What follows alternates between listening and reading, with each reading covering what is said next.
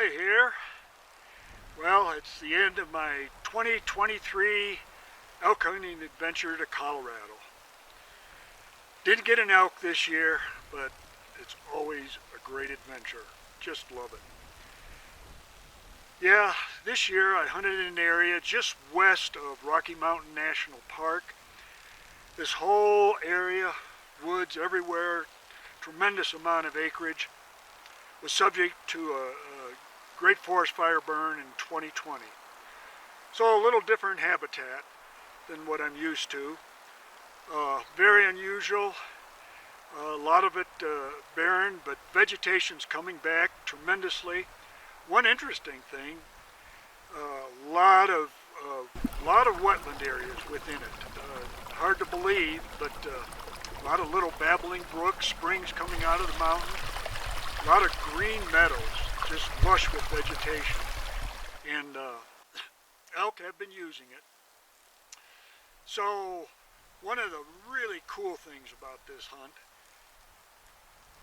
on the second day, sitting at a really good spot, what comes walking by us? A bull moose. Wow. I've never encountered a moose while I've been hunting before, and this was not a particularly big bull moose, but they are big animals, let me tell you. It was about 75 yards away, smelled me, but just kept walking down the meadow as if didn't have a care in the world. So that was cool. Also saw a couple cow elk that day, but they were just in the timber, completely out of gun range, and only saw them for a minute.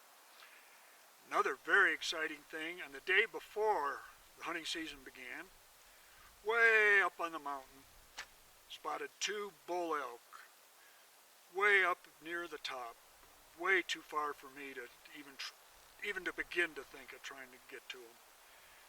And went back into an area where I could binocular that slope, and sure enough, the next day they were still there. But interestingly, while I was watching them, coyotes called and came and pushed them out of that bed, and then they went into the green timber. There is some green timber here within the burn, which is another remarkable thing. Why some areas didn't burn, hard to say, but the vast amount of this forest is burned. Came across a wallow in the burned part of the forest, wet part, right above our camp. Our camp's down that way, up the slope. There's a spring seep, and right here is what they call a wallow. This is what deer and elk use, come and cool off. They roll in it. There's a lot of tracks around here. Nothing recent, but this is what they like to do during the day, particularly in this. Lots of beautiful scenery, even though a lot of it's burnt timber. While I was out here, most every day during the day, it was really hot, like today when I'm packing up to go. But, which is typical for the mountains, had a day when it snowed, not down at, I'm camped at 9,400, but the two peaks that are at 12,000, they got some snow. Had a heavy rainfall one day, and in fact it washed out the road, so they closed the road, couldn't leave here. Then on the last day of hunt, went back up above camp, up to 10,000 feet.